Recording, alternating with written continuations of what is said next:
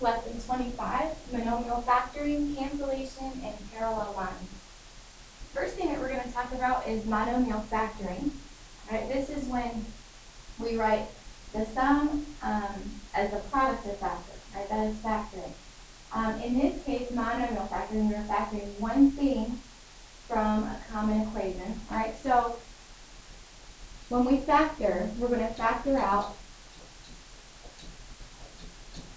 what both terms have in common.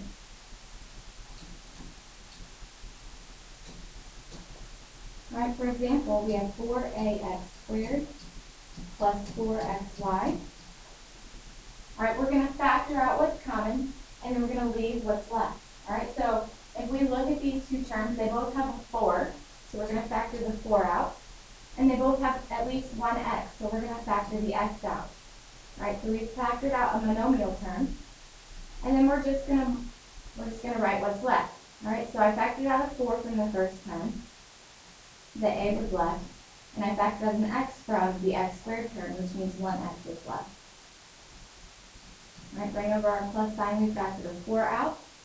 We factored an x out, and what is left is y. And that is monomial factoring. We're factoring out what both terms have in common and leaving what is left. Let's look at another example.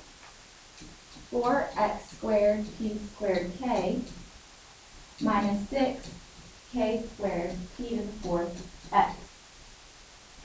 All right, we want to factor out what is in common. Well, if we look at the terms 4 and 6, all right, they each have a common factor, and that is 2. So we can factor a 2 out. Right, in the first term we had x squared, in the last term we have an x, so they have at least one x in common that we can factor out. The p terms, we have p squared and p to the 4th, which means we can factor p squared. And then we have k and k squared, which means we can factor out a k.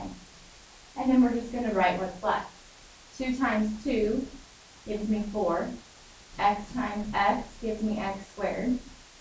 We factored out the full p squared, and we factored out the full k. Bring down our minus sign. 2 times 3 gives me 6. We factored out an x. This only had an x term, so we don't need to bring anything down. We factored out a p squared from the p fourth, so we have a p squared left. We factored out a k from the k squared, so we have a k left. And that completes our monomial factoring. This next example, I want you to go ahead and try on your own. 4x squared y minus 2xy plus 10x y squared. Go ahead and complete that example on your own. We will check it when we come back into class. Go ahead and pause the video if you need to. Hit play when you're ready to proceed. The next thing that we're going to talk about is cancellation.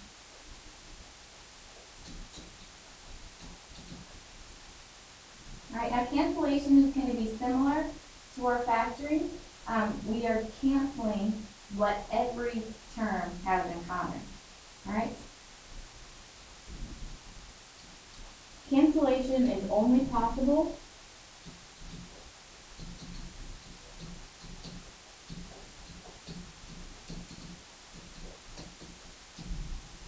if both the numerator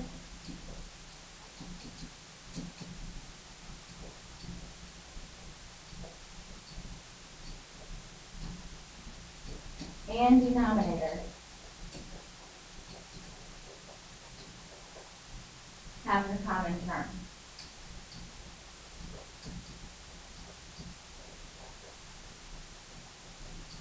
All right, so the common term has to appear in every part. All right, so for example, we have 6x cubed plus x squared over x squared. All right, notice in the 3 terms that we have in our x cubed, x squared, and x squared, there's at least an x squared. So we can cancel out an x squared from each of those terms. If I cancel out an x squared from the x cubed, I'm left with x. If I cancel out an x squared from the x squared, I'm left with 1. And if I cancel out an x squared from the x squared, I'm left with 1. All right, so when we cancel, we were left with 6x plus 1. Right, so we're canceling terms that every term has in common. Try this one. 6a squared plus x squared over x squared. All right, now notice there is an x squared in the numerator and there's an x squared in the denominator. However, there's not an x squared in the first term, so nothing here can be canceled and it stays as is. All right, so that's cancellation. It's got to be in every single term.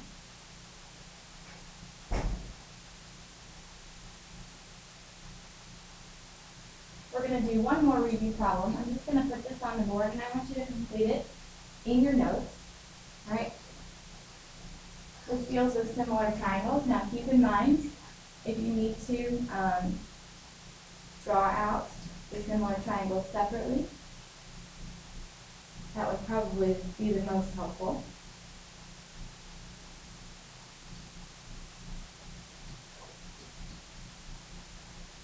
Okay, so we have 3 and n, 4 and 7, and then m and 6.